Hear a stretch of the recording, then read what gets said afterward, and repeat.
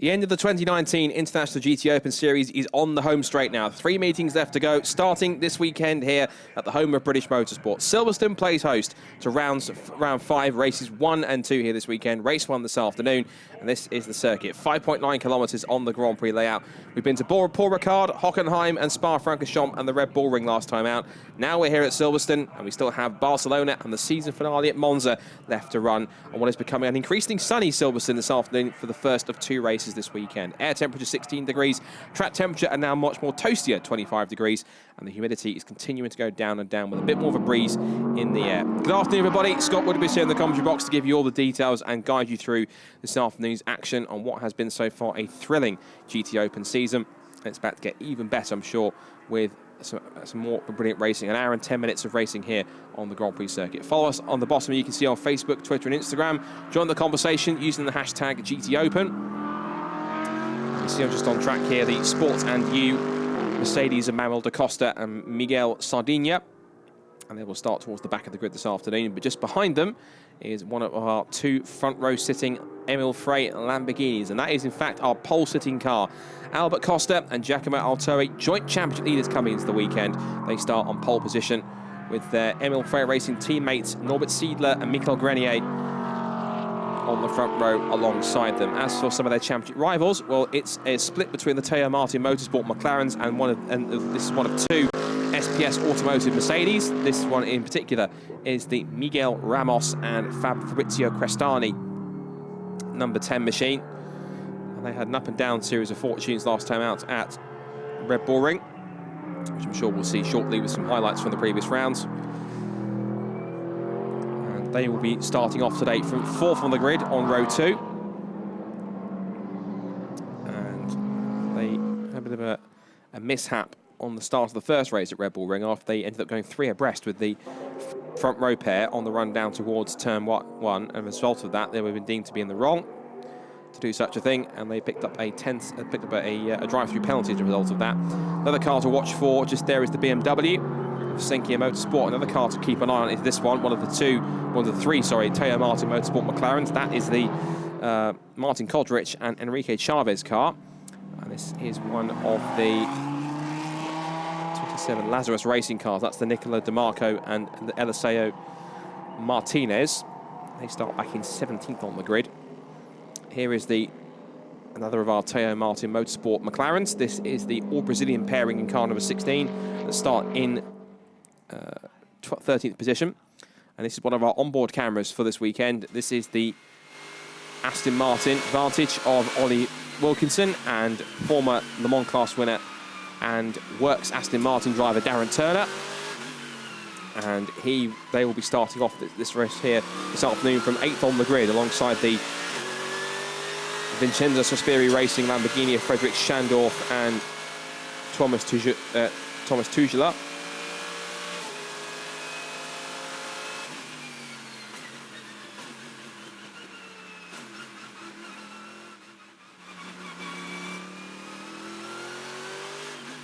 Hearing this and some of the engine sounds. I don't think the sound's in sync with the Aston Martin. That might well be one of the Mercedes, I think, that's going around. Beautiful, thunderous V8 sound, I think.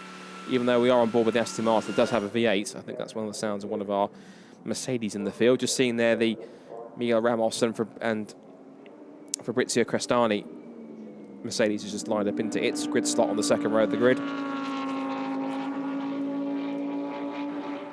And the track conditions have changed a little bit since we saw them this morning. It was relatively overcast and even a little sprinkle of rain at some point in qualifying, but thankfully as the day has gone on, the clouds are broken, the skies have parted, and it's nice and clear. The sun has decided to make an appearance, and the conditions have gotten even warmer as we get into it later into the afternoon. It's just past 4 o'clock UK time here this afternoon. It's an hour and 10 minute race, so you get to run into a nice race into the latter stage of the afternoon with long shadows getting towards a nice sort of late summer, early autumnal sunset as the afternoon starts to draw to a close.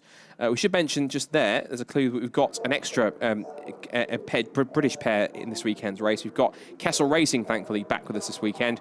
And they're running a Ferrari for John Hartshorn and Ollie Hancock. Ollie Hancock, who is known more in particularly not just GTs, but also in historic Formula 1 circles. And we've seen him before throwing old school sort of mid to late 70s and early 80s sort of Formula 1 cars that race in the Masters Historic Championships on a regular basis.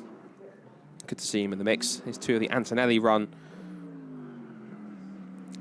Mercedes. One of those is Davide Roden. He went off in qualifying in the early stages, and that brought out a brief red flag. And he was able to get the car back to the pits under his own steam, but didn't actually take part for the rest of the session, which means that he will start this first race from the back of the grid. One of his teammates, meanwhile, Giuseppe Cipriani, who is running by himself, he will start in 16th place on the grid, and their other teammate, the highest place, Antonelli Motorsport Mercedes, is the number 6 car, which is driven by Daniel Zampieri and Loris Spinelli. As we see here, Ollie Wilkinson creeping his way into his grid slot. Remember, they start in 8th position, so they start on the outside of row 4. And you can see there how warm it's getting. See the heat haze rippling in the background as the plenty of team personnel and VIPs are getting ready. But here is our pole-sitting car for today. Giacomo Altoe will start the pole-sitting car and we'll hand over to Albert Costa, the Spaniard who took a break from racing for a while. And there was a bit of an interesting story how it was his girlfriend that kind of instigated his racing return. But thankfully, he managed to get back into a race seat. And and their car starts alongside their teammates. That's Norbert Siedler, the Austrian driver. He will start alongside the Canadian Michael Grenier in that car, with Michael taking over that car later on. The second row is headed up by the first of the Teo Martin Motorsports McLarens, which is Andres Saravia. And Saravia will be sharing with fellow Spaniard Fran Moreda. And alongside him is going to be the Fabrizio Crestani and Miguel Ramos, SPS Automotive Performance Mercedes. Ramos is going to be the one that will start that car in this first stint. Row 3 is the second of the Teo Martin Motorsport McLarens. Martin Kodric, the Croatian driver, will be starting that car. Enrique Chavez will take it over later on this afternoon. And here's a car to watch as well. It's been a race winner 3 times so far this season, but the German Valentin Pierberg alongside local home favourite Tom Onslow Cole, who won this equivalent race last year at Silverstone, looking to try and do it once again. Vincenzo Sospiri racing with Frederick Schandorf. And Schandorf shares that car with Thomas Tujala of Finland. And, of course, they've already been a race winner today in the GT Cup Open, courtesy of the Giro of those in the mix. So here's some highlights from Red Bull Ring. And this is what happened in race 1. Battle for second, third, and fourth with 3 abreast into turn 1. A little bit of body contact between all 3. That just allowed the second of the Emil Frey cars through. The Olymp Racing Audi got into trouble. The 2 Lazarus cars couldn't stop hitting each other. First of all, they hit each other as they went for a spin. And then the 26 car then tapped the number 8 Antonelli car, which then caused it to get a penalty for its troubles. But after a dominant performance, it was a win for Albert Costa and Giacomo Altoe. A Leicester flag win after they charged their way through up the field. And they picked up the victory with a surprise second place for Richard Goddard and Watzkewicz, and McLaren in third. From pole in the second race, Ollie Wilkinson managed to pick the lead up into turn 1 ahead of Albert Costa and Giacomo Altoe as leaders pile into turn 1 the first time. Tom Onslow Cole also qualifying up well. There was a battle amongst the Teo Martin teammates early on in the race as the Albert Costa car made its way up through the ranks, passing the McLarens as it went. And he was making light work of the Tom Onslow Cole Mercedes along the way. And then one of the key battles in the race saw the SPS Automotive Mercedes battling with the Teo Martin McLaren and the Emil Frey car. But up at the front, it was an incredible win for Ollie Wilkinson as he and Darren Turner went ahead and took victory in race number 2. A strong performance from Johnny Adams in that car rather than Darren Turner. So some great performance, which brings us to here. And of course, we are level on points at the front.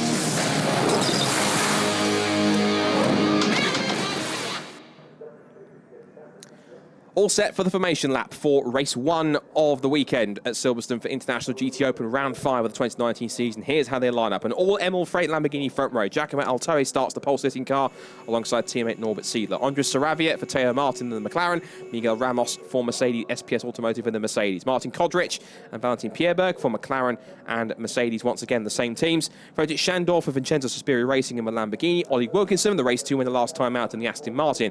Top 10 completed by Loris Spinelli in the Mercedes and the Lamborghini of Naji Razak from Malaysia. Row 6 is Richard Gonda. They took second place at Red Bull. Can they do it again today? He shares with Batskavisa. Indy Donche starts in 12th. Marcelo Hahn and Duncan Cameron, he shares with Matt Griffin back in the spirit of race Ferrari. Good to see them back on the grid this weekend. Joyton Liang in the Raton Racing by Target Lamborghini, and Giuseppe Cipriani running solo in his Antonelli Motorsport Mercedes. Nicola De Marco in the Lazarus Racing Lamborghini, the sole car that's here this weekend. Manuel Da Costa in car number 99. And then it's John Hartshorn. Good to see Kessel Racing back this weekend. He shares with Ollie Hancock. At the back of the grid after his qualifying incident is Davide Roda in car number 9 in the third Antonelli cars. Once again, you can catch us all on Facebook, Instagram and Twitter. There's the handles at the bottom. And again, join the conversation. Hashtag GT Open as the cars make their way around in this beautiful sort of late summer, early autumnal sunshine here at Silverstone. And the weather's got a lot brighter than it had been earlier on. And so they're on the formation lap. They'll weave from side to side, of course, to get as much temperature and pressure into the brakes and the tyres as possible, so that when they hit the throttle on their approach to Copse Corner at the start of the race on lap 1, they've got as much grip and confidence that they can muster before we get underway. So, is there an opportunity here for the two Emil Frey Lamborghinis to try and lock out the front row and run away with this race? Can either SPS Automotive or Teo Martin Motorsport do anything to beat any of them? Of course, remember, track temperatures are going to be different than they were this morning in qualifying. So that means that tyre usage and tyre wear and degradation is going to be a little bit different than it was, because, of course, it'll be a warmer track. That means tyres, yes, will get up to temperature much quicker. But there's danger, of course, that they will also possibly fall off quicker, and they will also possibly have problems in terms of getting up through the ranks in terms of staying in the course. Of course, there is a mandatory pit stop. There will be a pit stop window. There will be certain cars that have a pit stop handicap, so they have to have a maximum pit stop time. That the maximum is around, I think, 75 seconds, and the drivers will get penalties if they serve a pit stop which is less than that required time, and it has happened on numerous occasions so far this season. It happened a couple of times last time by at Red Bull Ring. But now the cars, again, on board with Ollie Wilkinson and Darren Turner as they make their way up towards the Abbey Corner. This is on the Grand Prix loop. Of course, the full Grand Prix circuit in use, 5.9 kilometres. And it's great to see Emil Frey Racing at the front. Of course, they've, for ages, raced in equivalent GT championships using the old-school Jaguar XK. Of course, and they kept that running for several years. Then they switched across to the Lexus for the RCF, and now, of course, they've moved across to something a little bit more mid-engine, like the Lamborghini. It's good to see that they've managed to not only take the Lamborghinis, but also utilise them very quickly. It's also good to see, of course, Teo Martin running a trio of those McLaren 720. We don't really see them too much on the continent anywhere else, really, in many occasions. There is one or two, there is one that races in the British GT Championship, which, of course, has former frontrunners, I think even champions, Balth Motorsport, running their 720S, and their 650 has gone off to race in GT Cup in this country at the hands, I think, of Lee Frost and Lucky Kera. So watch out for them. So the cars now form up in 2x2 formation on the run down towards Brooklands Corner. So remember, pole position is on the left, so Giacomo Altoe in the pole-sitting car will be on the left-hand side. His is the car that's mostly blue, whereas the Norbert Siedler Emil Frey Racing car has the additional white flashes on the bonnet. The red and white McLaren, as the Teo Martin boys are pretty optimistic for this race, so they come through the final few corners. So the third place car is Andres Saravia in the red and white car. Watch for the Vodafone sponsored car of Miguel Ramos in the Mercedes. And then we've got the second of the Teo Martin cars in the white and blue car, and also Tom Onslow Cole's car being started by Valentin Pierberg.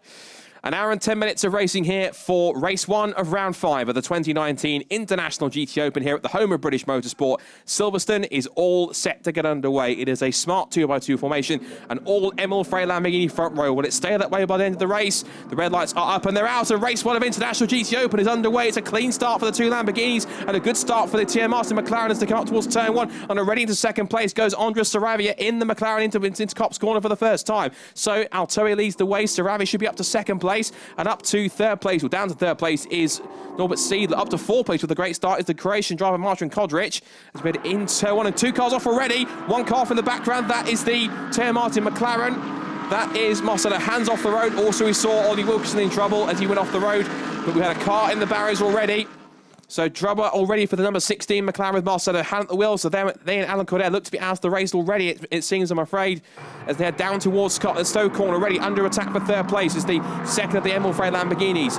Norbert Siedler under threat. Martin Kodric, there's more contact in the background. That is the Vincenzo Sospiri Lamborghini. Also, Ollie Wilkins is involved.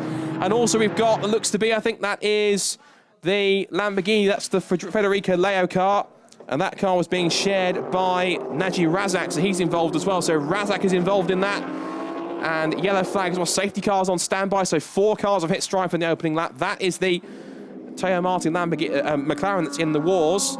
No safety car just yet, but we have had, of course, 2 or 3 cars. Whether or not those cars which went off at Stowe Corner have got going again, we'll wait and see. We did see Razak's car go quite deep towards the barriers as the leaders head now through the opening few corners, but still Giacomo Altoe leads the way. Andres Saravia second, Norbert Siedler third, Martin Kodric fourth. So it's Lamborghini from McLaren, then it's Mercedes third and fourth and sixth. Loris Spillane had a great start up to 6th position, and safety car has been deployed. Safety car has been deployed, and that is the Federico Leo and Naji Razak Ombra racing car.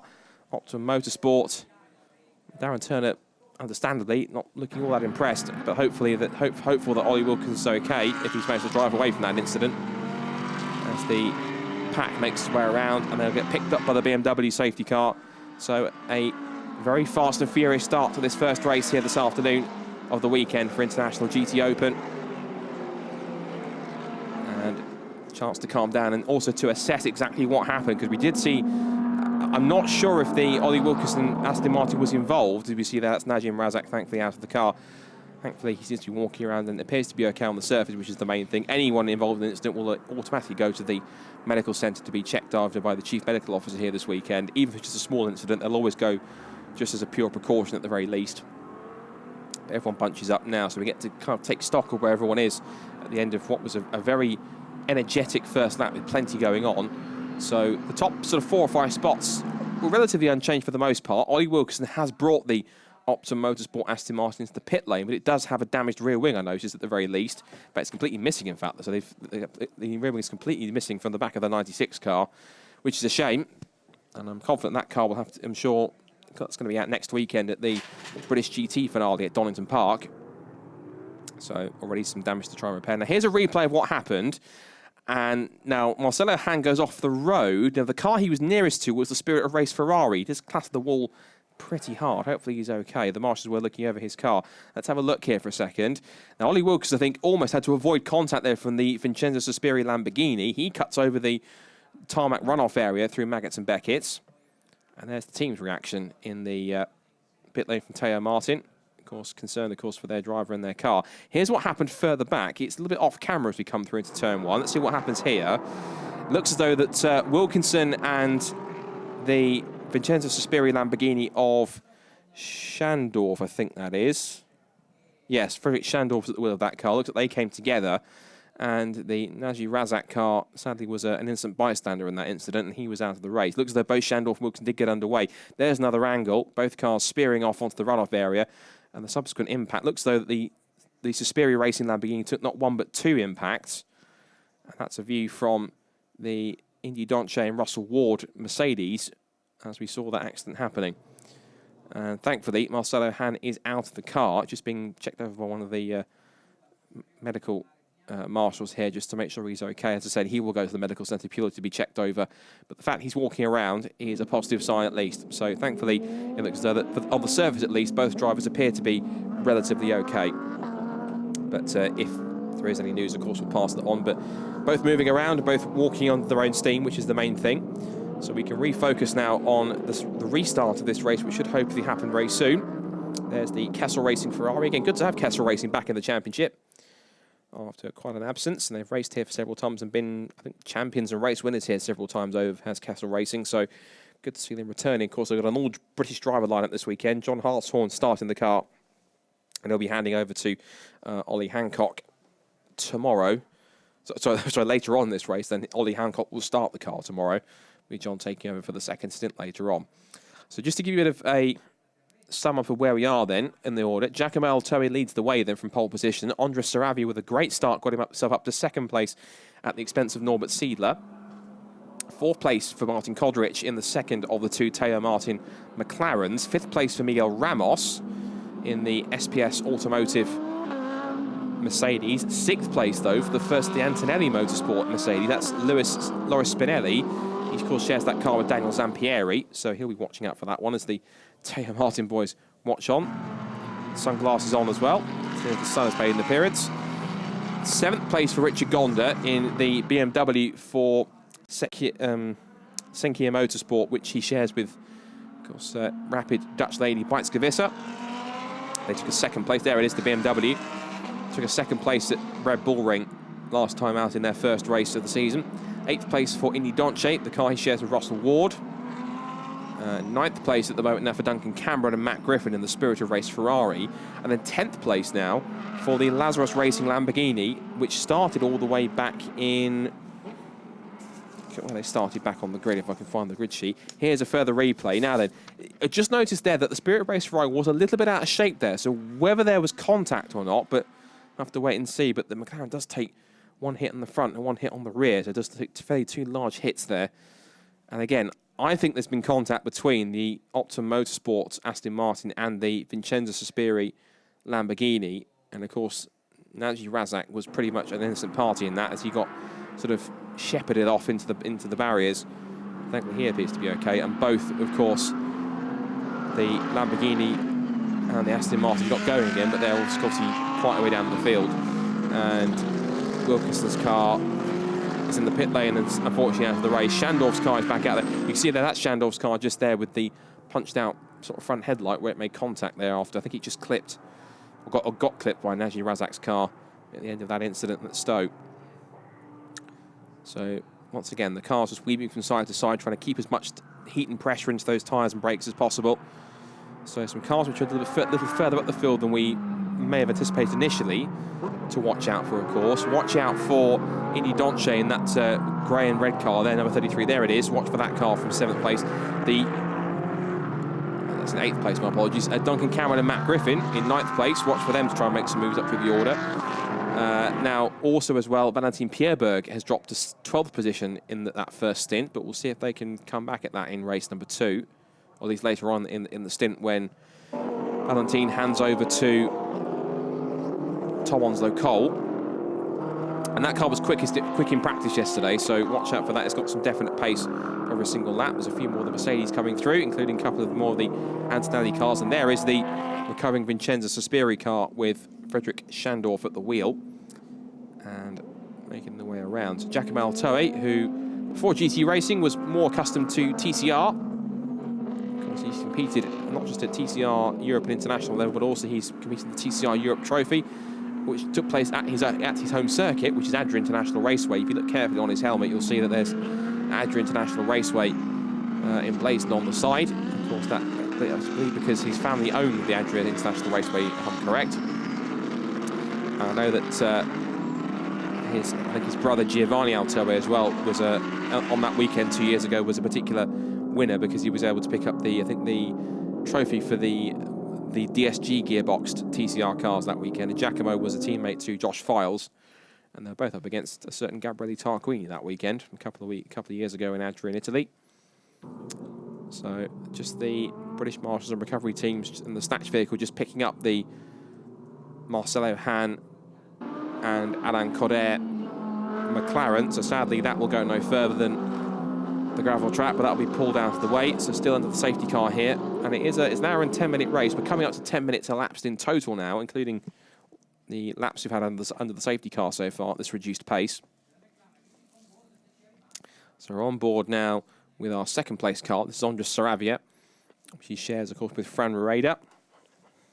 And he might want to try and plump for a good restart here, because it seems as though that for the most part, the mid-engine cars seem to favour around here. Although that said, the Mercedes aren't too bad around here either. Of course, having taken up a few front-running spots, and they're going to have taken up 4th and 6th on the grid. The Aston Martin was 8th. And then we had the Antonelli Motorsport Mercedes starting 9th, and the Senkia Motorsport BMW starting 11th. There it is, Richie Gonda. Now, I think back to the first race at the Red Bull Ring, which they took 2nd place, but it was down to the fact that Richie Gonda put in such a great opening stint.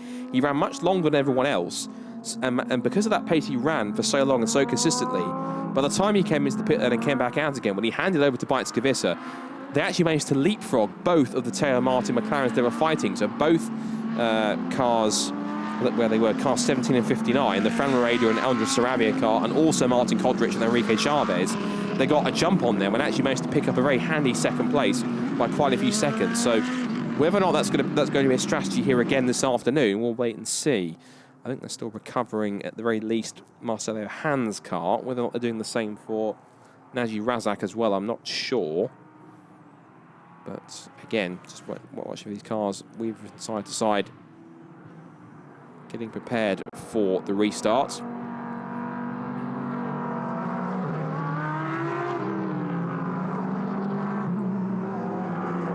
just to recap where we are in terms of the points.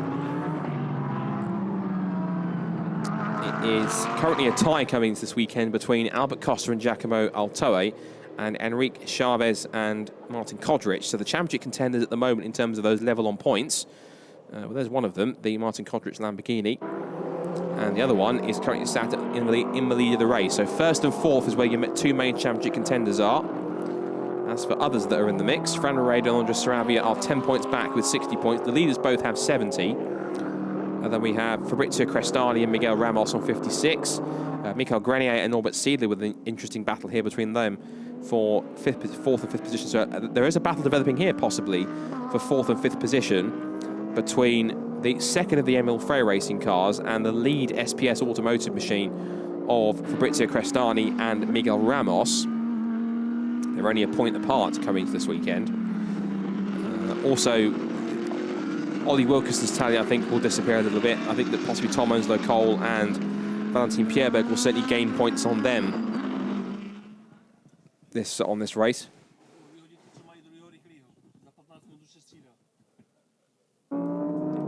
So the cars still make their way around on this safety car conditions. Team manager of car 27, which is Nicola DeMarco. That's the Lazarus Racing Lamborghini. They had enough trouble before at the Red Bull Ring. Not anymore, they don't need. But he's been told to report to race control immediately. So I think Lazarus Racing given up to something which the race officials aren't so keen on.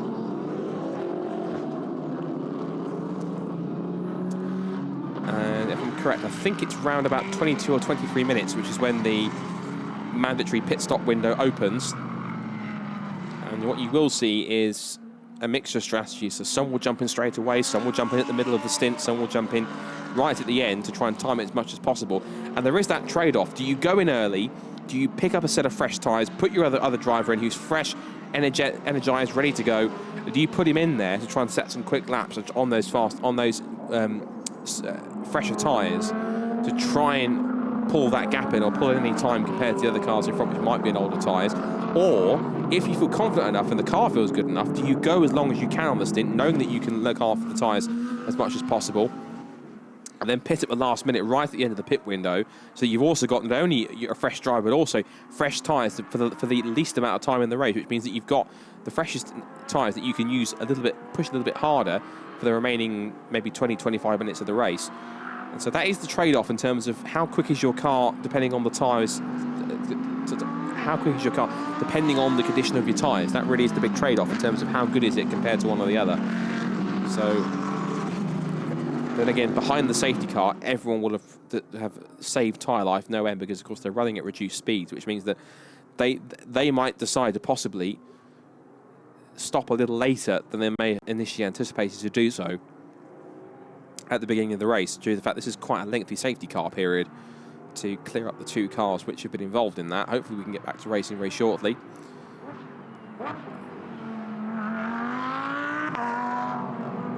So there is the Spirit of Race Ferrari, which is Duncan Cameron and Matt Griffin.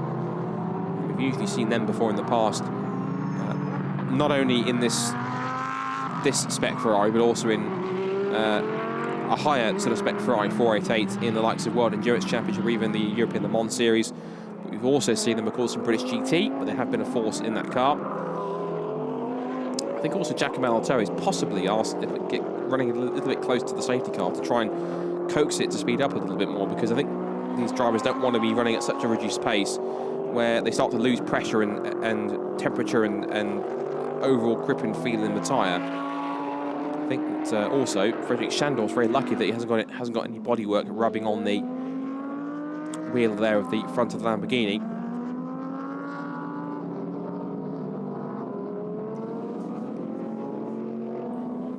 So there's Beitske Visser waiting patiently in the pit lane, waiting for her stint in the Senki Motorsport BMW.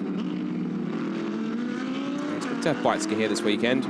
Of course, we've had also another W Series racer in Jamie Chadwick, who was here running in a spare car that Double R had this weekend.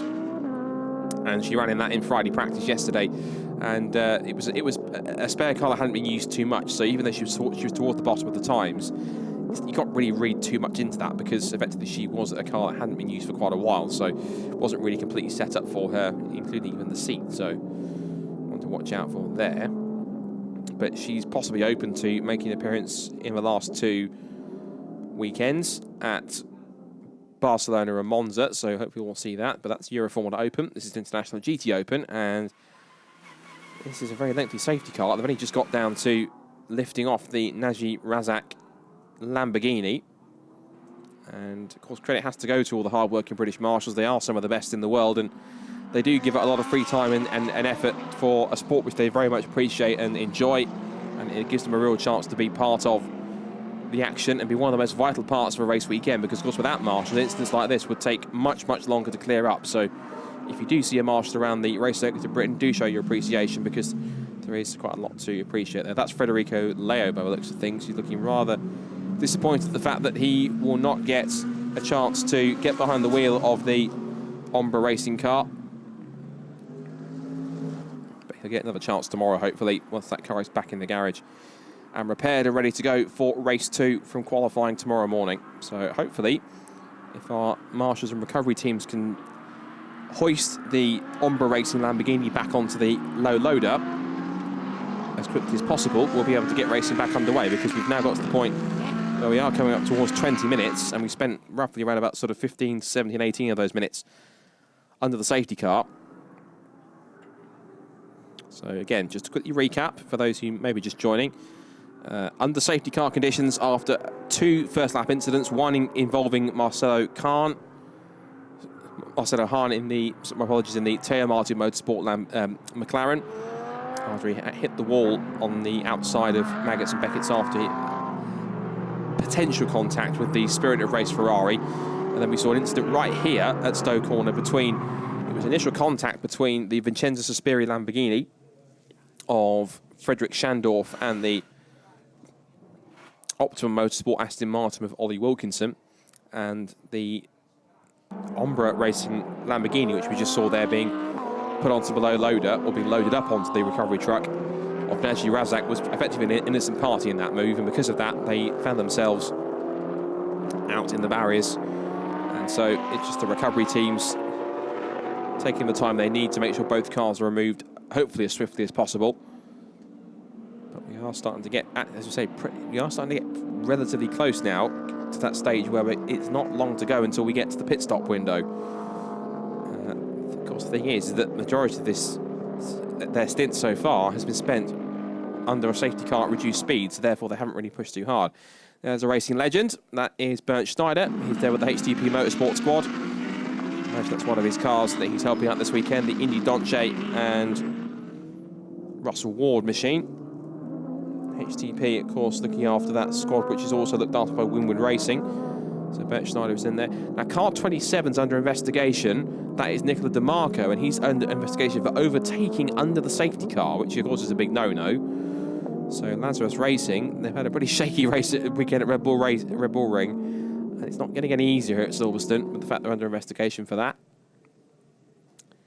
And that is the team. That's the Raton Racing team having a look on whilst we're still under safety car. We've gone past the 20-minute mark now. There's car number 19, Jaiton Liang. He shares that car with Raffaele Gianmaria. There's the car that's under investigation for overtaking of the safety car. As we said, the 27 Lazarus Racing Lamborghini. And they are going to go around once again for another safety car lap. So I really hope that we do get racing, hopefully next time by if we can. And there we go, Messi's safety car is in this lap. So next time they come past the post, we will be racing once again, thankfully. So after the lengthy safety car to recover both the Marcelo Hahn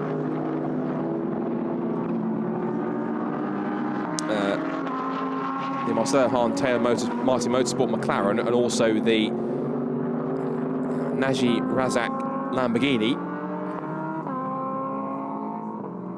Hopefully we should now be able to get back racing again. But as we say, running at reduced speeds will have meant that these guys will still have plenty of tyre left in them, which means they should be able to push pretty hard until they get to the end of their stint. And they may even decide to extend their pit-in time, or their pit-in lap, until right at the end of the pit window to possibly get the most out of those tyres, because they'll have the tyres underneath them to do so. So there could be an extra element of strategy here thanks to this longer safety car, but we are going to get racing underway again, thankfully. So the top four are good ones to watch out for. Watch for Miguel Ramos from the restart here in the number 10, the SPS Automotive Mercedes. That's the Vodafone sponsored car. There's also a car to watch out for, Loris Spinelli, who's run pretty well up in 6th position in car 6.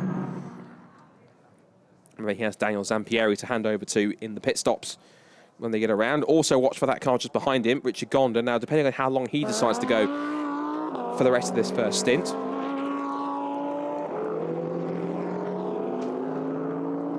depends on whether he can possibly steal a march on a couple of places later on in the second half when Bajskavisa takes over.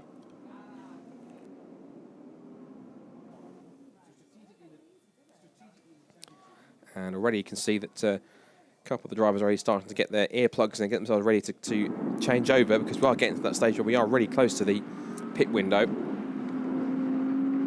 So Giacomo Altoe then, as we come to the end of the safety car period, what will happen here is, for those who may not have seen it before, is once the safety car lights are out, it will speed off up the road, as I think it might be about to do right now. What will then happen is that now Giacomo Altoe effectively becomes the safety car. He is the man that essentially controls the pace of the rest of the field. You see now the BMW safety car is escaping up the road now, so the safety car lights should be out. What will happen here is Giacomo Altoe has got to back the pack up as much as possible. And there is confirmation safety car lights are extinguished. So Giacomo Altoe now has got to back the pack up as much as possible. That's what he wants to do. And basically, he now decides when to get the race back underway. There's no overtaking until we get to the green flags past the start and finish line. He must back everyone up and decide when he wants to put his foot down and get the race back underway. What will either happen is, which he's deciding to go now, he either get the jump and fool everyone, or everyone will go with him and see exactly through his plan. And I think it's the latter, because Andres Saravi's got a great restart here underneath Giacomo Altoe as they come up through Luffield Corner to get back into racing speeds. And after a lengthy safety car, we're finally back underway racing here at Silverstone as we head up towards Copse Corner now, back under racing speed. So Altoe leads the way, Saravia in second place, Seidler in third, Kodrich fourth, Miguel Ramos is in fifth position, Loris Spinelli is up in P6, Richard Gonda is in seventh place, Indy Donche is eighth, then it's Duncan Cameron and Nicola DeMarco rounding out the top 10. So at racing speeds again, up through Maggots and Beckett's. Andres Saravia is already trying to go with Giacomo Altoe up through Maggots, Beckett's and Chapel, but also watch out for Norbert Seidler. So the McLarens are on the hunt here on the back of the Emil Frey Racing Lamborghinis. The Mercedes are up there in 5th and 6th, and also for the BMW in 7th place. He's not too far behind Loris Spinelli now as they come down the back straight towards Stowe Corner for the first time back in racing speeds. And looking up the inside for third place was Martin Kodrich, trying to steal a pass on Norbert Seidler. But the second of the Emil Frey Racing Lamborghinis was wise to that move, and he slots back into third place. Then again, Kodrich takes a small peek up the inside. As Altoe now is being really hustled by Andres Saravia here, deep into the complex. There goes Miguel Ramos, under threat for Loris Spinelli. A couple of cars bumping the curves. One of them was the Raton Racing Lamborghini. A few more skirmishes. I think that's Davide Roda who is getting a bit in amongst some of the cars around him up towards higher from the back of the field. The alleged overtaking of the safety car will be investigated after the race, we're being told on the live timing here. On board with Andres Saravia, down to second gear into the complex at the village. and then a loop, and he is keeping Giacomo Altoe in his sights here as they turn out through the arena complex. And now into fifth place is now Ramos, 6th place for Spinelli, 7th place for Gonda, 8th place for Donche, 9th for Duncan Cameron in the Ferrari. Good to see that he's maintained a top 10 spot. And DeMarco, despite being, of course, he'll be under investigation for passing under the safety car at the end of the race, so whether or not there'll be a penalty hanging over him or not remains to be seen. But up to the end of the first lap at racing speeds, and of course, as we say, we're getting close to that pit stop window now. I think it's only a couple of minutes now before we start to allow people to cars to come in to make their mandatory pit stops. There is car number 33. That is the car in 8th position, Indy Donche, that he shares with the American Russell Ward. Donche, of course, is Dutch. Mr. Phil goes through. There's the Lazarus Racing Lamborghini. It's had all sorts of strife in the last couple of weekends, but hopefully looking for a little bit less drama as they go through. So, Lamborghini, McLaren. Then it's the two Mercedes 5th and 6th, BMW 7th, Mercedes 8th, Ferrari 9th, Lamborghini 10th. So they come up through Maggots, Beckett and Chapel. To give you a quick recap on who is leading which particular classes, of course, Giacomo Altoe leads the Pro class, and Pro-Am is led by Indy Donche and Russell Ward in the Mercedes, up in 8th place overall, and they're only about less than a second ahead of Duncan Cameron in that class in 2nd place, with Jiatong Liang in 3rd. And then in the AM class, it's the solo effort for Giuseppe Cipriani, who leads from Manuel da Costa, and then Davide Roda running out the 3 AM class cars in the field. Martin Kodrich now starting to hustle the back of Norbert Siedler as they come out of Club Corner on the run down towards Abbey. So Altoe, Saravia, Siedler, Kodrich, and then Ramos a few seconds back in 5th position. The exact gap is 2.2 seconds. Now Martin Kodrich has set the fastest first sector of anyone on this first really proper flying lap now, back under racing speeds. Out through Village, out through the loop.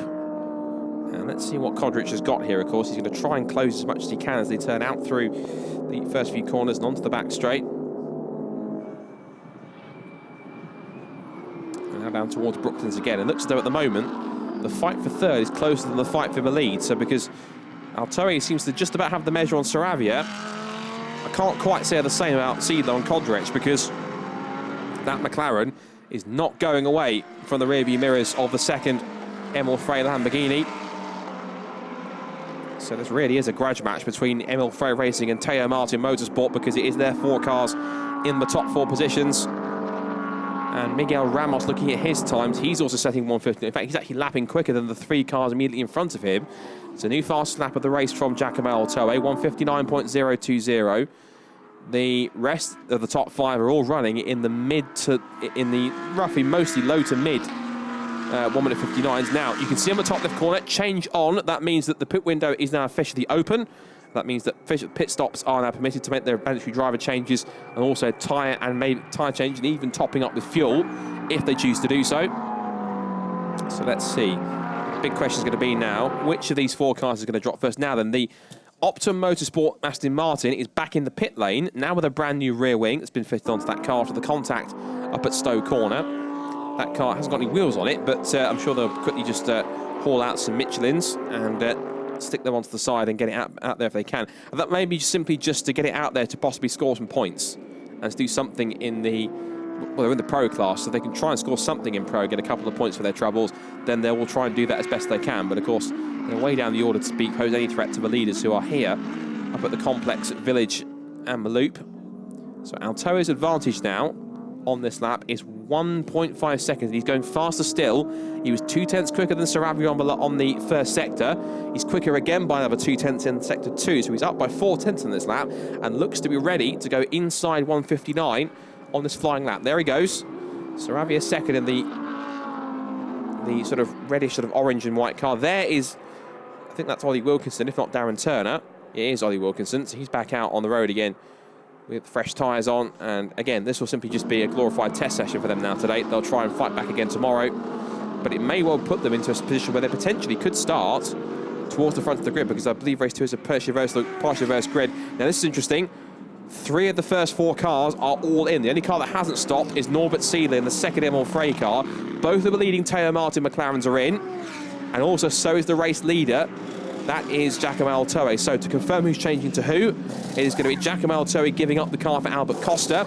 it will be Fran Moreda who's replacing Andres Sarabia, and Enrique Chavez will take over from Martin Kodrich. So driver changes in the mix, and unlike other endurance championships, it's not put the fuel in first, then driver and tyre change.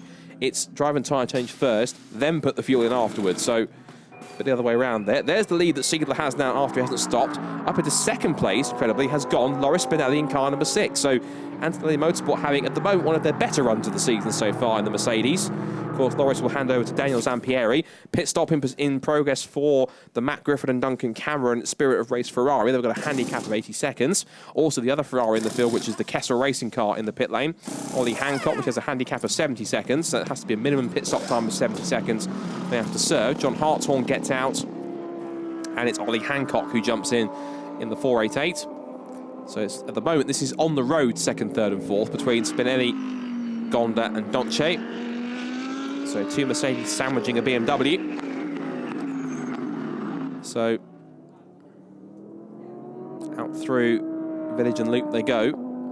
And now the question's got to be, all 3 of those cars, I'm sure, the reason why they pitted the same as they did, they want to try and get an undercut as quick as possible on these tyres and get their sort of either pro or ram drivers in, so they can possibly try and steal a march on the cars that are out there on older tyres.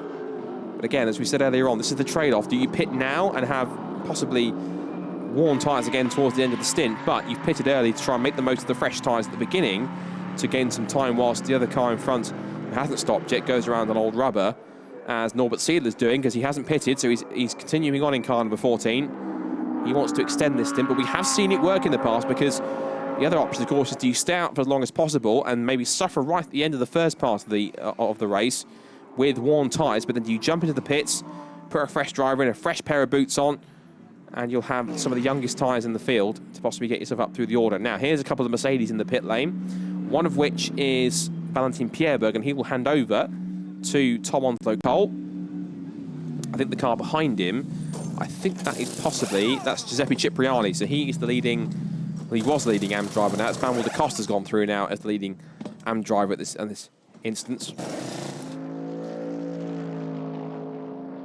As Norbert Siedler continues on in the lead, he's got a 7.5 second advantage over Loris Spinelli in second place. But of course, at the moment, the first few cars haven't stopped yet. So Norbert Siedler has the fastest lap of the race now at the moment with a 1:58.803. And everyone else behind is lapping in the 2 minutes at the moment. So in terms of the cars which came out with pit stops, Albert Costa has actually got out ahead of Enrique Chavez.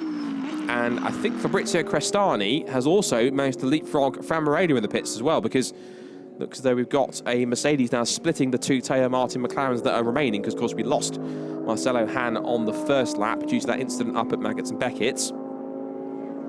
That is Davide Rodi, yes it is, which Norbert Siedler's coming up to put a lap on. And now the question's got to be, when will Siedler decide to jump into the pit lane? Onslow Cole and Cipriani just leaving the pit lane now, and they leave just behind Onslow Cole, Albert Costa. And I think, unless they're going to go past in a minute, they haven't leapfrogged Enrique Chavez, nor they have a leapfrog Crestani. Are they going to get out in front of Rueda? No, we're not going to get out of Rueda either. Davide Rueda tries to have a bit of a battle with the race leader, but I'm not sure he'll appreciate that too much. That's Miguel Ramos getting the handshake from his team. As now Fabrizio Crestani, his Italian teammate, carries on. Looks as though I can see that Cipriani has got out actually ahead of Onslow Cole. So they're sandwiching Matt Griffin's Ferrari now. And incredibly, Norbert Siedler is having a bit of trouble trying to get past Davide Rueda here. He's a lap down. But why he's struggling, I'm not sure, because I would have thought he'd find it a bit easier. And Davide Rueda, unless he's for some reason just having fun and just battling with him, I'm not sure. But up the inside finally goes Norbert Siedler. That took him a little longer than he anticipated. He probably should have got back past him as further back as maybe Brooklands or Luffield, but it took him all the way up to Stowe Corner to finally put a lap on the number 9. Waiting for a few more pit stops to shake themselves out at this point. We're still waiting for Norbert Siedler to pit, for Loris Spinelli to pit, and for Richard Gonda, and for Indy Donche, for Nicola DeMarco to make a pit stop, as well as, I think, Frederick Schandorf. I think everyone else in the field, apart from those who have retired and had problems. Team manager of Car 8, that's Giuseppe Cipriani, has been told to report to race control immediately, so I think they're possibly going to get a slap on the wrist from the organisers, from the clerk of the course, I should say.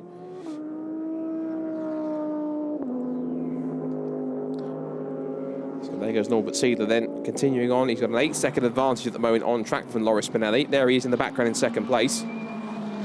Just going through the shot. Richard Gonda in third place, Indy Donche in fourth. Nicola DeMarco in fifth, but of course these top 5-6 cars haven't stopped yet, so effectively the net lead really sits with Albert Costa at the moment, and still Seidler carries on, so he's comfortable on these tyres. Back in the pits to make their mandatory pit stop is the 96 Optima Motorsport Aston Martin, way down the order, but now it's Darren Turner clambering in to get behind the wheel. If anyone can make up some time, it's Darren Turner. Of course, he's an Aston Martin factory driver. He was a former McLaren Formula 1 test driver back in the late 90s, early 2000s. So he knows all about what it takes to hustle a good car around the circuit like this. As Norbert Seidler continues on his way in the lead here at Silverstone. And also the pit lane is the other car that got caught up on the incident at Stoke Corner on lap 1. That's the Vincenzo Sospiri Lamborghini. And Thomas Tuchel hands over from Frederick Schandorf. Here's Tom Onslow Cole, and one of our local favourites this weekend. He sits back in 15th place at the moment, scrapping away with Matt Griffin in the Ferrari, and possibly, although he's a couple of seconds back, is Ollie Hancock in the other Ferrari for Kessel Racing. We've gone past half distance. It's a 1 hour and 10 minute race. We've gone past 35 minutes, so coming up to the 40-minute mark.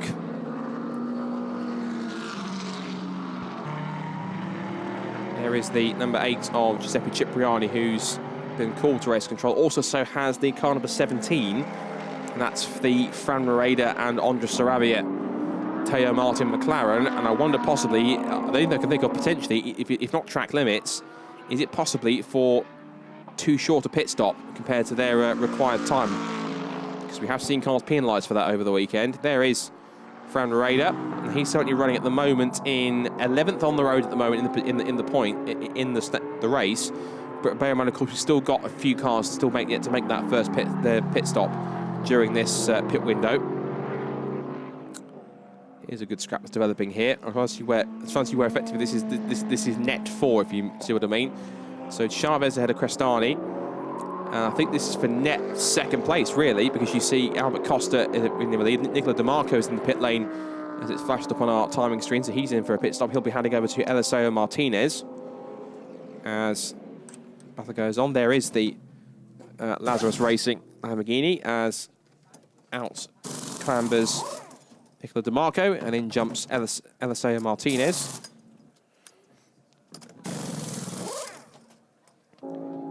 And the Italian gives way to the Spaniard. Now this battle could be interesting if it continues on for the rest of the race, because, as we say, this could be for net second place if they play their cards right. Although one or two teams may well have certainly done the best they can to extend this stint as much as possible, given the fact that they would have saved tyre life under the safety car for quite a while. We were under the safety car for, I think, 15, almost 20 minutes before we eventually got racing underway again.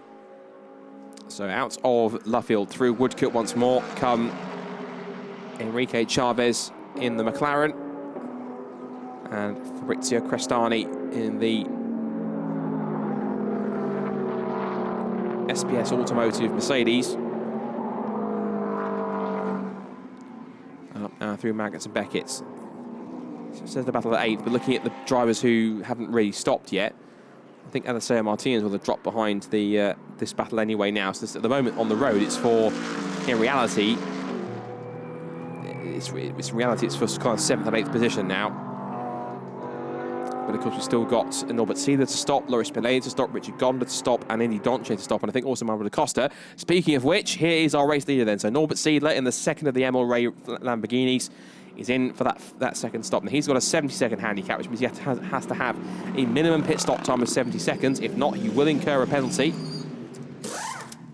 So onto the jacks, out jumps Norbert Seidler, in gets the Canadian Michael Grenier. Also in the pit lane is the Senkia Motorsport BMW, so out jumps Richard Gonda, and Bajtskivisa will take his place. And also in the pit lane as well is the HTP Motorsport Mercedes. That's the 33 car. Russell Ward subbing for Indy Donche. Also in the 99 car of, that is Miguel Sardinia, who is going to be jumping in place of Miguel da Costa. And still this battle goes on between these two. So Loris Spinelli hasn't pitted yet, so I think they might be the only team that hasn't pitted yet. And they've got to be careful, because if they don't want to find themselves staying out for too long and miscalculating their strategy and possibly ending up outside of the pit window. Meanwhile, fastest lap of the race has currently been set by Fran Moreda in car 17. We've got a warning for car 19, which is the Raffaele Gia Maria Lamborghini. That's the Raton racing car. That's got the warning track limit for track limits. Cars 8 and 17 have been told to go to race control immediately. One is, of course, the Fran Moreda car. This is the two Emil Frey Lamborghinis, and that is Albert Costa going past his teammate, Michael Grenier. So there has been a change between the two Emil Frey cars. So despite the longer stint, it hasn't stopped Albert Costa from getting out ahead of his teammates. So Michael Grenier slots into second place.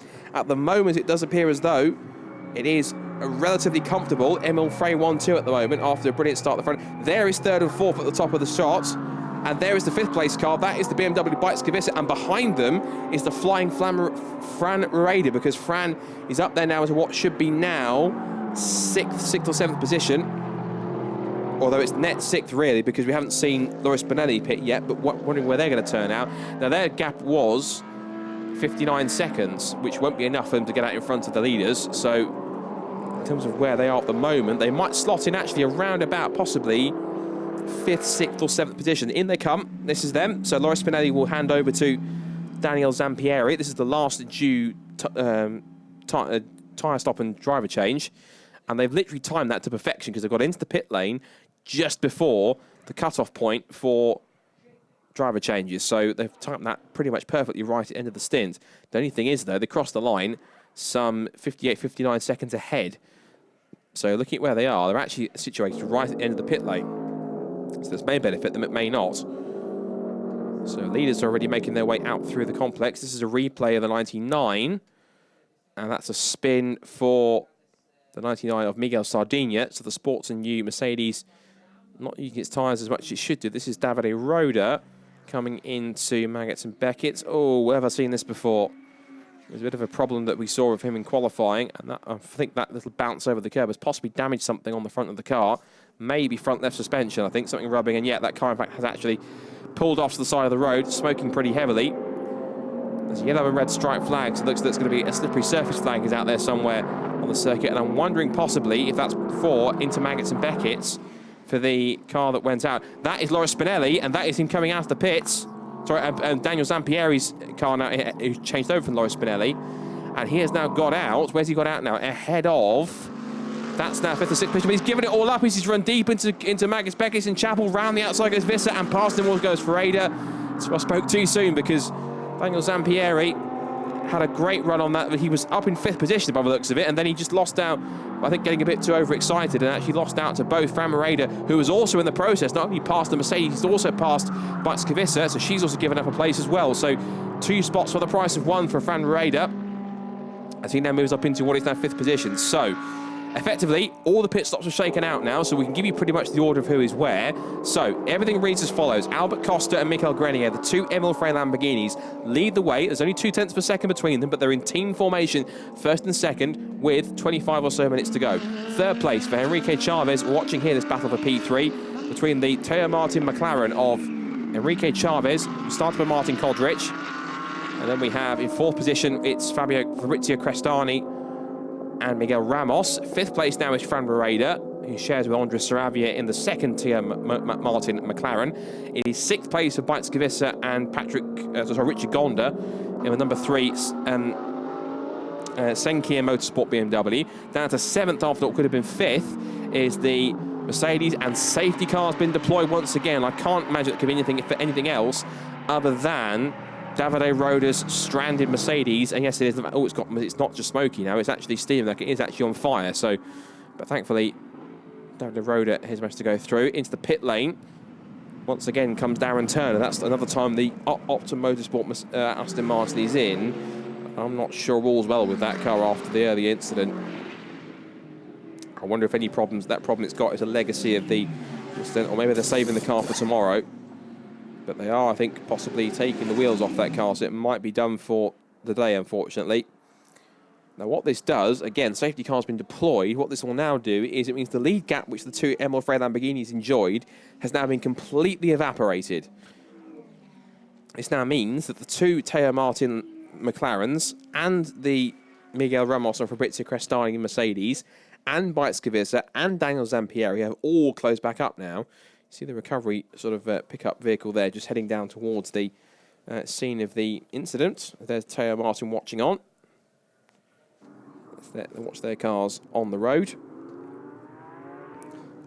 Looked to me that was possibly Martin Kodrich, I think, that was giving the thumbs up there as they form up behind it. So it's a chance for Daniel Zampieri, possibly with a good restart, to certainly redeem himself if he can do that. Just quick recap, fastest lap of the race is now held by car number 17. This is now what happened with Davide Roda.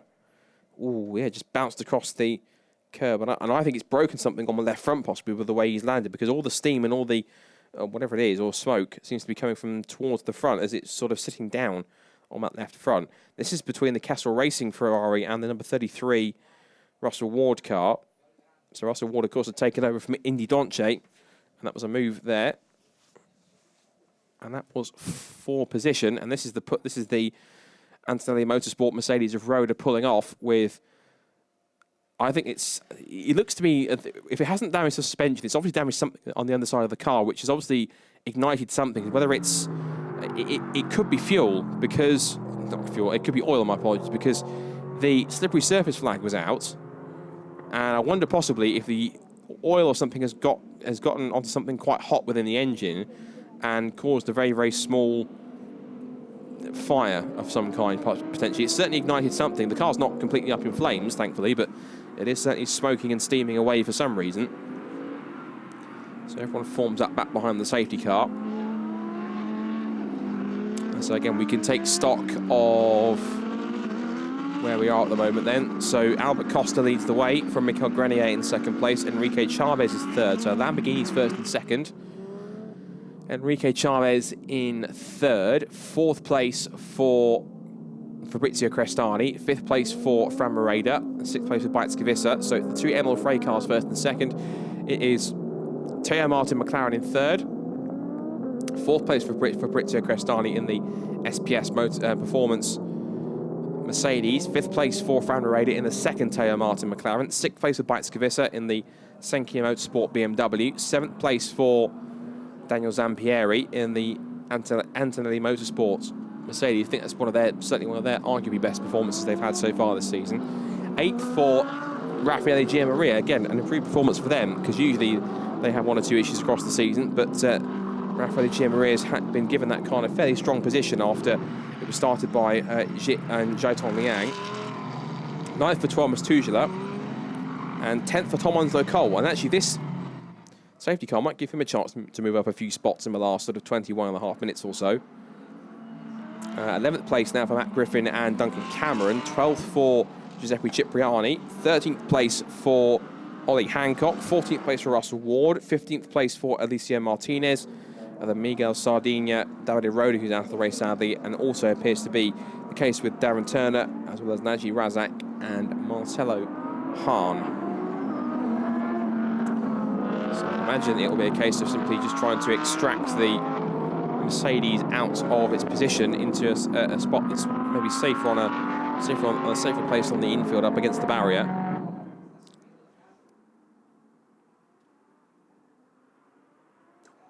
And so Albert Costa, of course, is going to look for his. I think it'll be his third race victory of the season, if I'm correct, because of course they took their second one at Red Bull Ring. So they'll be looking for number 3 this afternoon. Is there anything that possibly that car could do? The BMW maybe, after they got second at Red Bull Ring. Bites-Cavisa, again, we said, very, very capable driver indeed.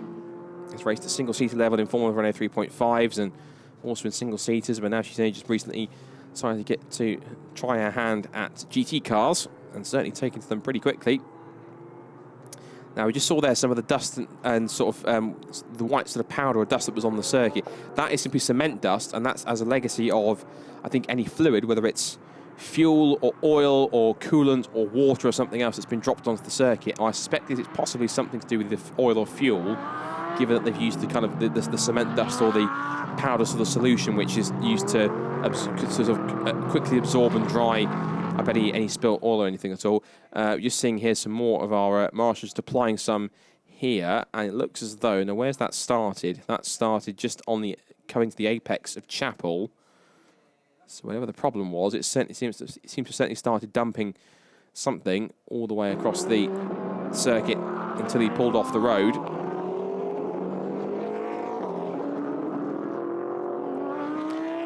So there are some clouds looming overhead this afternoon, but you wouldn't really think it looking at the weather conditions we have this afternoon here now in the afternoon. It's beautiful weather. You see the sun, it's sort of late afternoon sunshine here at Silverstone, with still 19 minutes to go in this first International GT Open race of the weekend here at Silverstone. And of course, this is the 201st International GT Open race. Of course, the championship celebrated its 200th race last time out at the Red Bull Ring. And that was won, of course, by Ollie Wilkinson and Johnny Adams. So they got the honour of going down the history books as being winners of race number 200. So, of course, this is, of course, obviously now to the next 200. And, of course, 201, the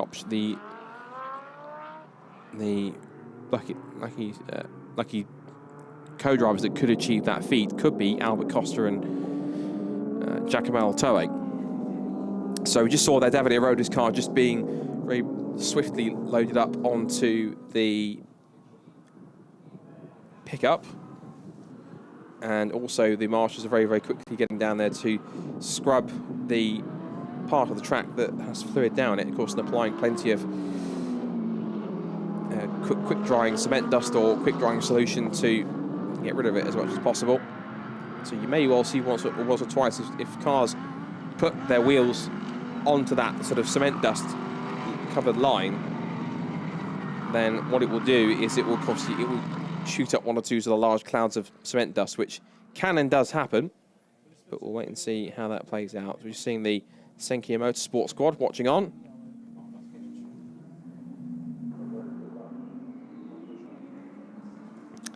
Now, are we getting any closer to possibly safety car being in this lap? Because it's been quite a portion of the race under the safety car, because we had that long, almost 20-minute period after the start instance on the opening lap. We had a good period of racing at this point, and then we've now got to the point where the car that's been stopped on the road required a safety car to recover it and to clear up any fluid or oil or fuel that's been leaked onto the circuit as a result of that contact with the curb.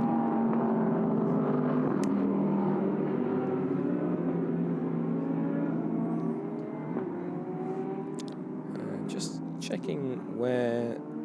What's pretty impressive, actually, is that the Vincenzo Sospiri Racing Lamborghini, after it got involved in that incident earlier on, some strong driving by Frederick Schandorf has allowed it to move up into what is now currently at the moment 9th position. So, good solid effort, despite the car being slightly damaged on the front left. But I suspect that's mostly just purely maybe contemporary bodywork in many cases. That's the thing you want to see. Safety car in this lap then. So, safety car will be in to get this final 16 minutes of racing underway then at the end of this lap. I think this will be a chance now for Costa and Altoe to take a victory. That will hopefully see them pick up their 3rd of the season and try to help them extend the championship lead.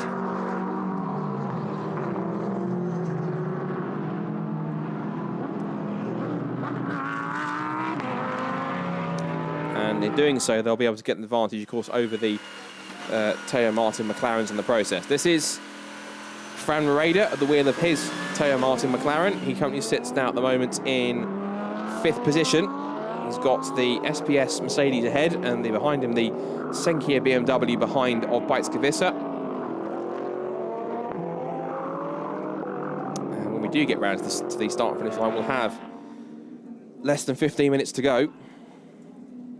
And so it may well be a bit of a sprint to the finish, actually, here, with the cars being so close, of course. So it may well turn to be a very quick, almost sort of GT sprint race here, which should be fun to watch. So we can see a proper all-out-and-out battle here on tyres which are at various sort of levels of age, really. Some tyres have been used for several laps after they stopped right at the beginning of the window. Others will have tyres which are fairly young, and so may want to try and use them up as much as possible. There's Ollie Hancock and the Kessel Racing Ferrari, so he's currently sat in 13th place at the moment as the team watch on.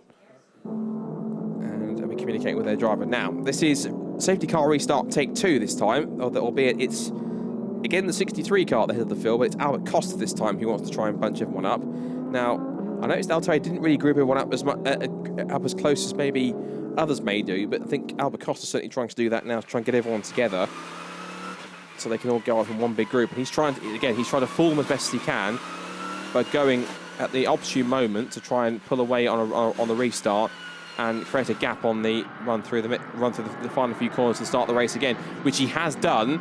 And impressively, it looks like Michael Grenier has gone with him. And maybe, I think Enrique Chavez was a little bit asleep. And that seems to have given Crestani a good run off the restart. So across the start and finish line, green flag back in the air and racing back underway here for race 1 of the weekend at Silverstone and International GT Open. So Costa leads, Grenier second, Chavez in third, but under pressure from Crestani in 4th position. Then Fran Reda in P5. 6th position for Bites-Kavissa. 7th place for Daniel Zampieri. Then Rafael Gianmaria, Thomas Tugela and Tonslow Cole ran out the top 10 on the restart. So less than 13.5 minutes to go now, with the cement dust being kicked up. And a little wide on the exit through Chapel there. You see them running through the cement dust as they come through. And again, look at that, Albert Costa. He's weaving down the straight, as is also Grenier, trying to get some more heat into their tyres under racing temperatures. Top 5 are trying to break away. So Emil Frey first and second, Teo Martin third, SPS 4th, Teo Martin 5th. Behind them, this is a battle that's going on with Tom Onslow Cole and Matt Griffin go around the outside of Tom Onslow Cole. Also could be a move on here for Thomas Tuchel. If he gets up alongside, it could be 2 for the price of 1 if he can hold on. There go the leaders, the 2 Lamborghinis, and the 2 Teo Martin McLaren split by the that was the Mercedes. I think there was a bit of bumping over the curbs there for both Tom Onslow Cole and Matt Griffin. These two know each other, having raced against each other in British GTs. They know each other very well. And also in there too is Ollie Hancock now. So 3 British drivers in GT cars all amongst each other now. Griffin versus Onslow Cole versus Hancock. That's a bit of a blast from the past. Looking up the inside for 3rd place. Looks like it was possibly Chavez left the door, but Crestani's going down the outside into the loop. Crestani's got the rear engine in the back of the car. Crestani's car, of course, is front engine rear wheel drive, and the better traction off the corner has helped Chavez get in front. But Crestani is looking very racy indeed on this restart. But what's crucial is the 2 Emil Frey Lamborghinis are rocketing away at the front on this restart. They really have taken off. There they go, all together, 1st and 2nd, and just leaving the 3 cars behind to squabble for 3rd, 4th and 5th. It's pretty impressive. 6th position, back there is still Bites-Kavissa in the BMW. There she is in the background. And out through Woodcote Corner. This is the main battle now for 3rd place, and here comes Crestani in the Mercedes on the inside of Chavez, looking for 3rd place. He's got the inside line, he's got the position he needs, up the inside of the Copse Corner, and he's through. So Crestani's on a charge now. Now the question is, now he's cleared the McLaren, he runs very wide on the exit. Does he have enough pace in reserve, possibly, to start chasing after the 2 Emil Frey Lamborghinis? Have both Costa and Grenier got enough to hold him off? Or with the clear track, can Fabrizio Crestani chase them down and potentially get themselves higher up onto the podium into possibly a race-winning position? Well, getting sideways through Chapel won't do that. But let's look at his gaps. It was 1.7 at the end of that lap. And they're not that far in front. The 2 Teo Motorsport McLarens are going into combat now. End of the back straight, the gap's up to 1.8. And if they want to find time, the 2 Teo Martin Motorsport McLarens cannot start battling amongst each other. They have to stay with Crestani, and they have to try and go with him to catch up to the top 2, but they're not listening because Chavez now's got Fran Moreno trying to go down the inside line. The 2 teammates go into combat, but it's not going to help them. They have to stop fighting each other. If they want to try and make progress, they've got to start working together. Otherwise, Crestani will start running up after the road after the 2 Lamborghinis. He's doing that already. So Costa leads, Grenier second. It's now Crestani up to 3rd place. And if these 2 McLarens keep on fighting, it will also benefit Bites-Kavissa because she's not too far away in 6th position in the BMW. And she will start to reel them in pretty quickly. So just over 10 minutes to go now in this first race of the weekend for International GT Open at Silverstone. Race 1 of round 5. And out of the loop, through Aintree, and up now towards Brooklands and Luffield for the 22nd time. As we're now coming, as we say, to the hour mark.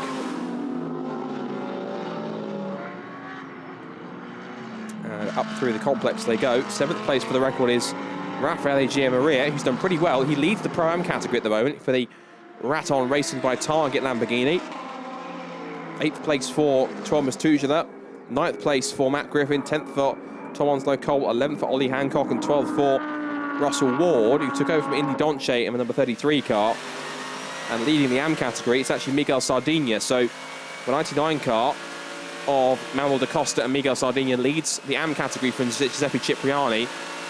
And they're leading to that's left because, of course, we lost Davide Roda earlier on with a bump over the curb that led to something, I guess, bursting a fuel or an oil line. There wasn't loads of fuel or oil down, just a little leak, but enough of it got somewhere where it was hot, and that's caused the problem. Now, the gap stabilised at 1.7, so Cristani seems to be matching the pace of the two Lamborghinis. It's gone back up to 1.8 at the end of the first sector. Looking back towards the base of the top 10, here is Thomas Tuchel. Matt Griffin in 9th, Tom Onslow Cole 10th, so it's Lamborghini versus Ferrari versus Mercedes. They're the two Emil Frey cars. Costa from Grenier, and Chavez and Rueda are getting back into it as well. But again, they've got to stop fighting each other because they're not going to catch the top 3. Rueda one's wide, and all it will do is bring Bautskavisa and possibly Raffaele Gianmaria into play as well. That said, there's not that much time left. There's only around about 8.5 minutes to go at this stage as they come up through the arena complex on lap 23 here. Just under 8.5 minutes to go now. Back on board with Fran Rueda, staring at the back of his teammate Enrique Chavez in 4th position. Of course, there is a team's championship, which I'm sure Emil Frey Racing with this, if they can get a double podium finish here, 1-2, that will help them no end in that scoring system. Fabrizio Crestani, what's the gap now? It is now, that's come down. It's now 1.2, it's 1.8 when I last saw it. It's come down by 0.6, and it looked visibly closer. What's happening here is actually Costa is pulling away from Grenier, and Grenier is falling back into the clutches of Fabrizio Crestani. So Grenier, I don't think, has a match for Costa's pace here as he turns in through Copse Corner. The gap is now Costa to Grenier 1.3, Grenier to Crestani 1.3, Crestani to Chavez is 1.5, almost 1.6. Gap for Chavez to Rueda is about half a second. So that's how close it is in the top 5. But Crestani is hustling his way through Magnus and Beckett. He senses at least the 2nd place here. He thinks, I may not be able to get the win. Maybe 2nd place could be in my grasp. And he is, as I say, only 1.3 behind. Although in those faster corners, the slightly more balanced mid-engine Lamborghini might have the edge in those faster corners, which it doesn't actually, because the back gap's gone down to 1.1 seconds. So he's gained a couple of tenths on that first sector already. And it was personal best last time for both Costa and Crestani. So it was 158.84 Costa, 158.84. That's for Costa. Down the inside now goes Raffaele Gianmaria on Bautskavisa. Vista tries to fight back, but Gianmaria did that beautifully. Parked his car right on the apex and said, don't think so, Bautska.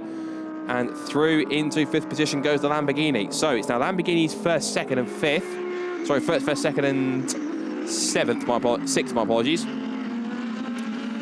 Thomas Tuchel is still back in 8th. Matt Griffin still 9th. Tom Onslow Cole 10th.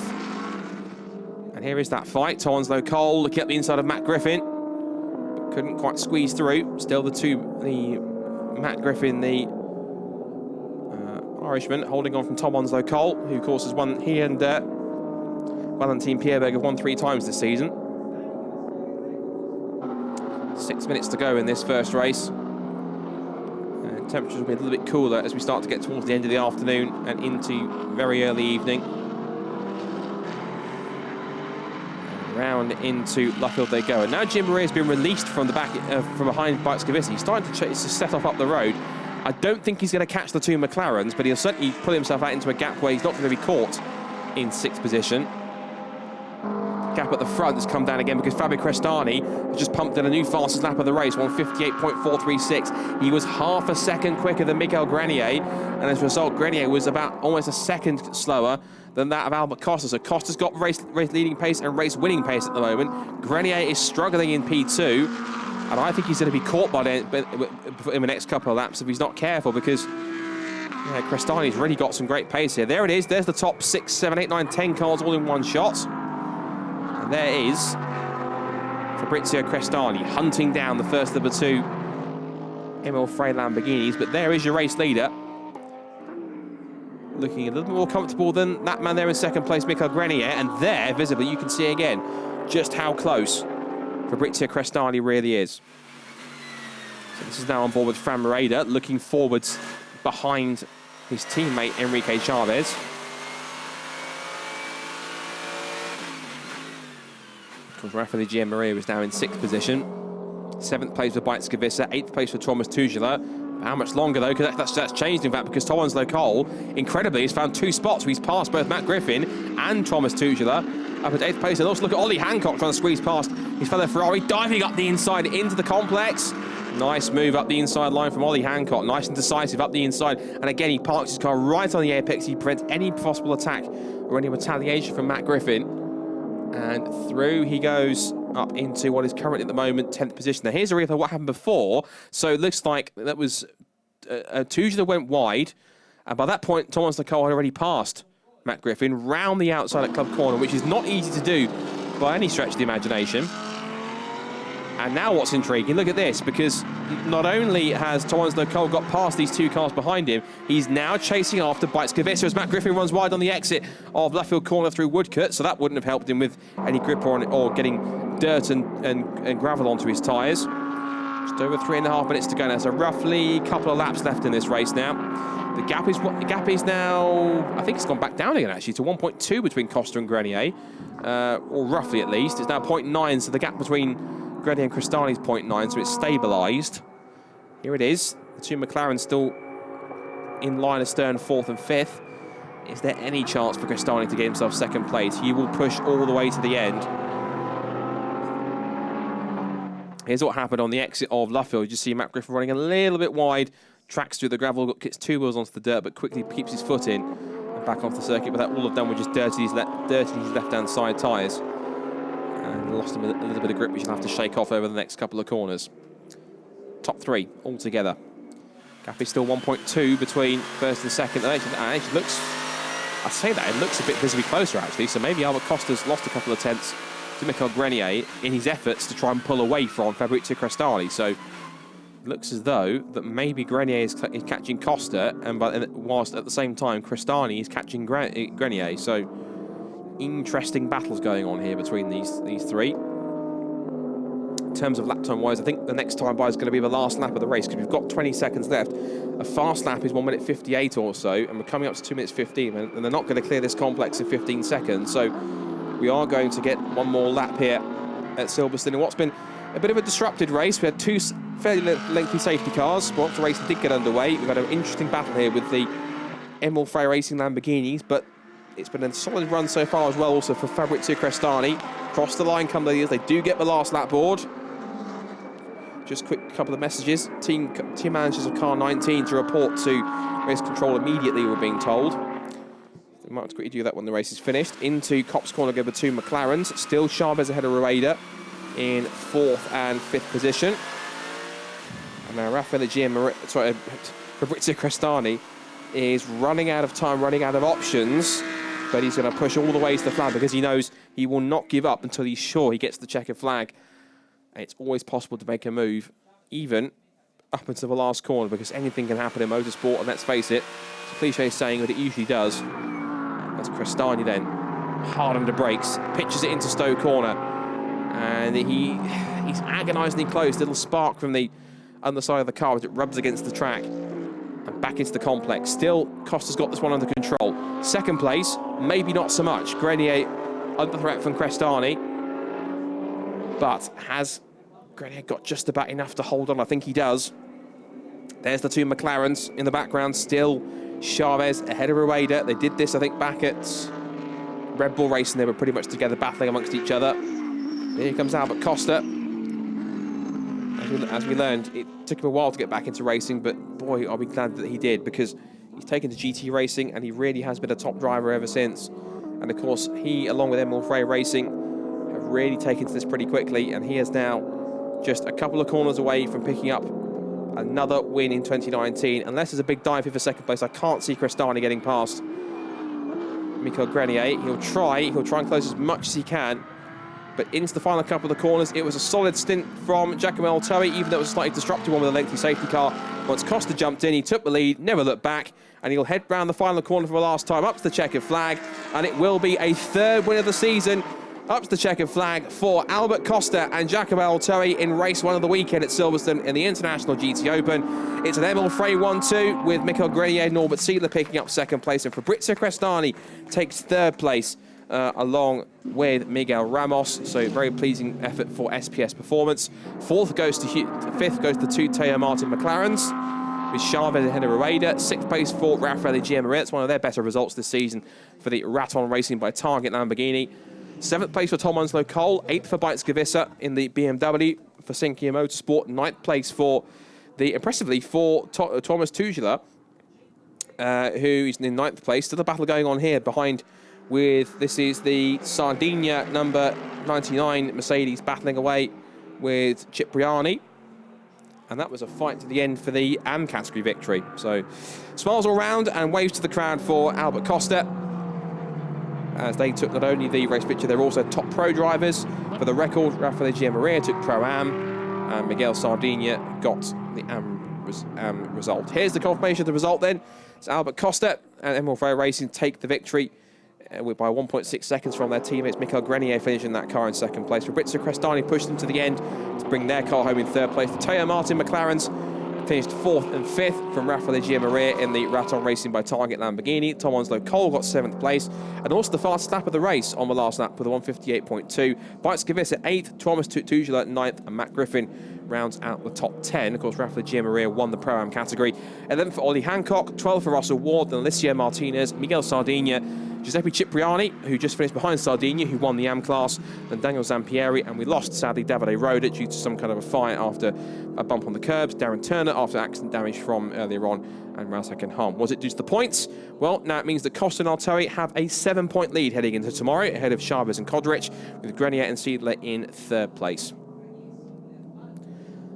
So, congratulations all round to Emil Frey Racing, and you have to suspect that they're possibly getting one step closer to not only getting to the Teams Championship position, but also where they're going to be possibly the overwhelming favourites for the title, potentially heading to the final two rounds at the Barcelona and Monza. This is now what happened last time in the last couple of laps. This was between Kessel Racing and Spirit of Race, the two Ferraris. Bit of a barging match here between them. It looks as though that Matt Griffin won out on that one. Whether or not that's going to be investigated or not, I'm not sure, but a bit of a slightly sort of energetic last laps, it looks as though, between the two Ferraris. But into pit lane comes race leaders. Of course, headed by race winner Albert Costa. He and Giacomo Altori once again picking up the victory. And underneath the Silverstone podium they'll go. Top three slotting into position underneath the rostrum. And so I think Emil Frey Racing have plenty to smile about, because that's not only a victory, it's a valuable one too as well. There's Giacomo Altori, first man to congratulate his teammate.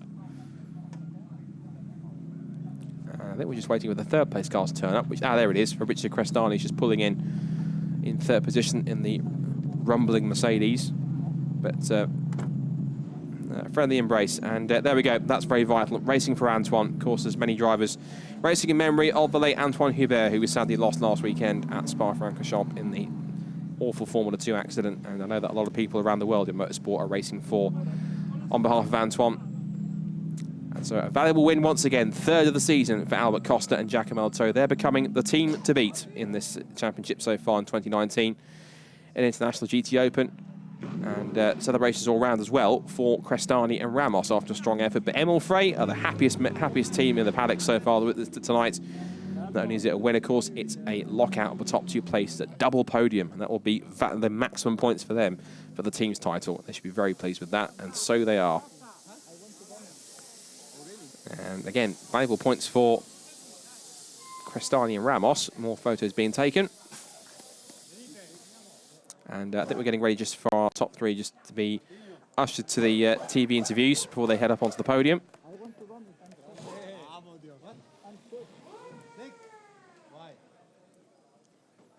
Bit of conversation going on. Let's see if we can listen in.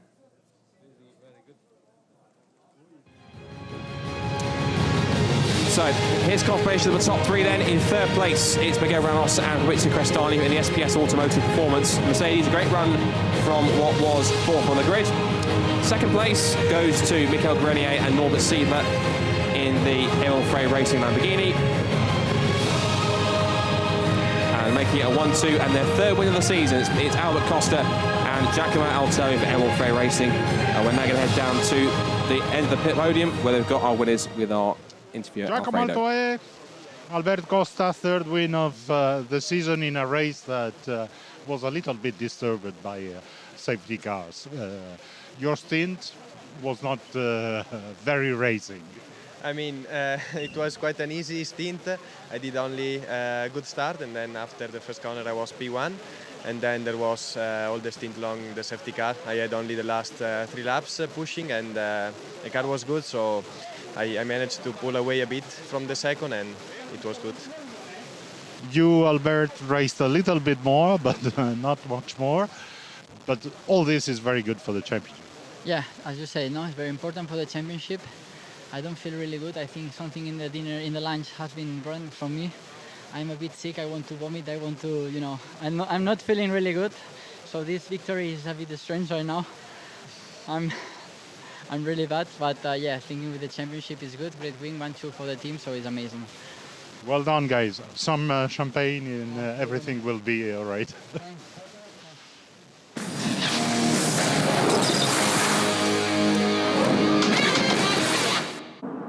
So let's check out highlights of what was a very eventful race one for this weekend at Silverstone. A clean start from Giacomo Altori from pole position, but immediately it was Andres Saravi getting up to second place in the TM Martin Motorsport McLarens as they were heading through turn one. But the first lap wasn't without its dramas.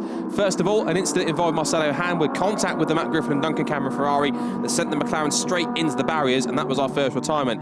Further around the lap at Stowe Corner, there was more antics when we saw the Vincenzo Spiri car of Shandorf make contact with Ollie Wilkinson, and sadly Naji Razak also got involved, and that brought out a very lengthy safety car to clear the 2 cars involved. Once racing did get back underway, pit stops were fast and flourishing, with all sorts of driver changing taking place, including tyres and pit stops. But that allowed both of the Emil Frey Racing Lamborghinis to pull out quite a margin. There was a spin for the 99 Sports and U Mercedes. Straight out after the pits, Miguel Sardinia finding the limits. Then the cause of the second safety car, Davide Roda clouting over the curbs, damaging something on the underside, which left fluid on the circuit.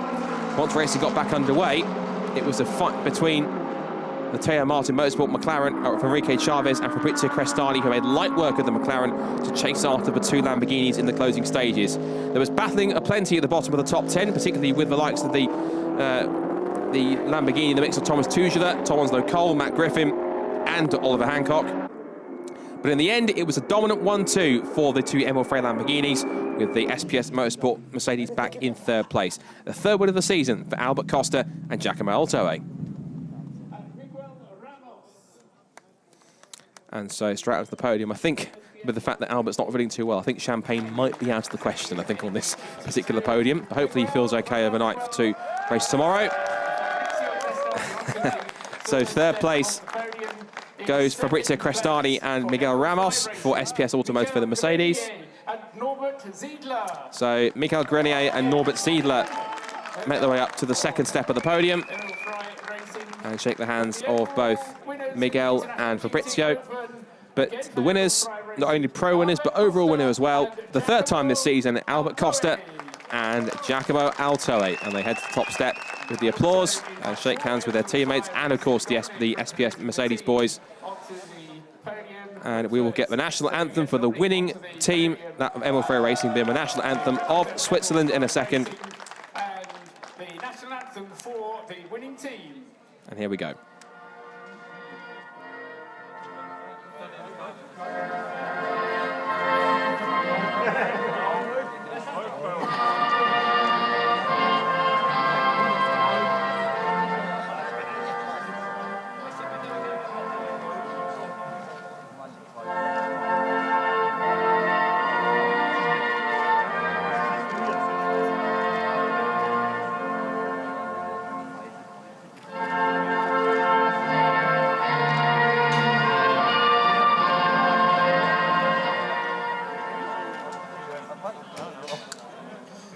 Swiss national anthem. The national anthem of Switzerland there for our race-winning team.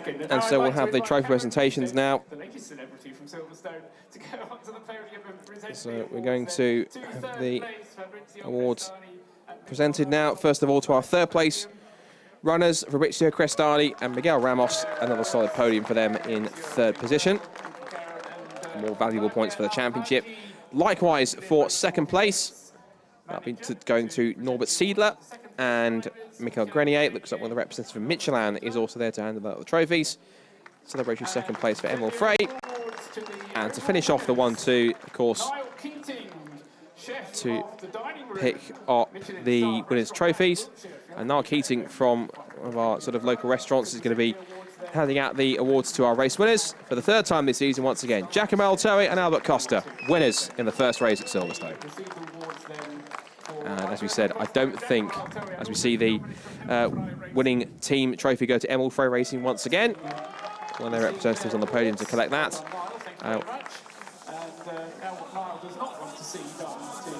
It was Michelin chef Niall Keating who handed out those trophies, and I think Albert Costa decided to slam the bottle onto the podium to get it spraying. I think he's going to spray that rather than drink it. I don't think his stomach can take any alcohol right now, but plenty of fights with the champagne, which is great to see. So well done to Emil Frey Racing, well done to Albert Costa and Giacomo Altori. For the third time this week at season, they are race winners, but can they do it tomorrow? Be sure to join us for more action here at Silverstone. From all of us here in GT Open, thanks for watching. Myself, Scott Woodwis, thanks for watching. We'll see you in action for GT Open for race 2 tomorrow.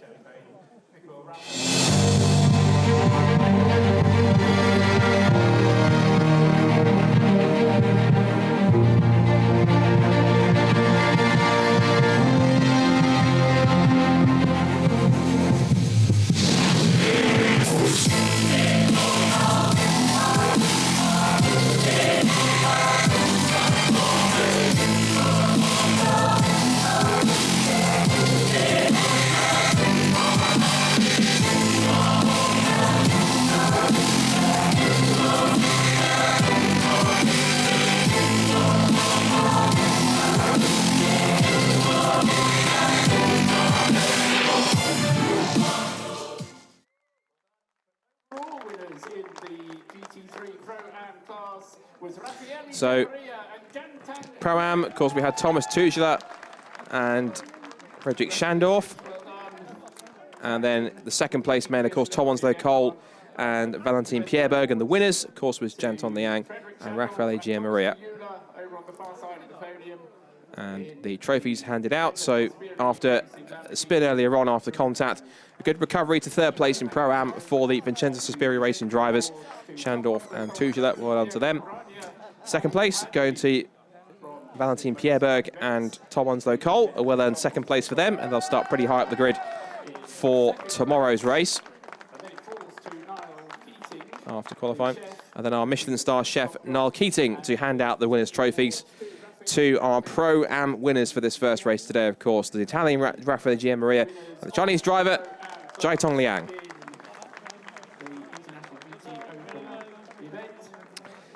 And so, with the champagne about to fly, that is the Pro-Am proceedings done, and that is our proceedings done for today here at Silverstone for race number 1. Wins for a 1-2 for the Emil Frey Racing cars, but can they perform it tomorrow? Qualifying live tomorrow morning. But for more of us here at Silverstone, for myself, Scott Woodwis, thanks for watching, and we'll see you tomorrow for more action at Silverstone for the International GT Open for 2019. Bye for now.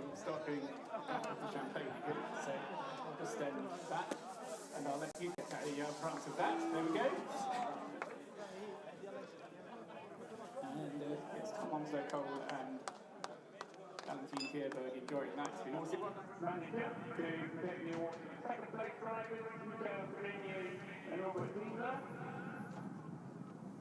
And bring the awards to the overall winners, Niall Keating, chef of the dining room, which is our restaurant down in Brookshire. You have to be there.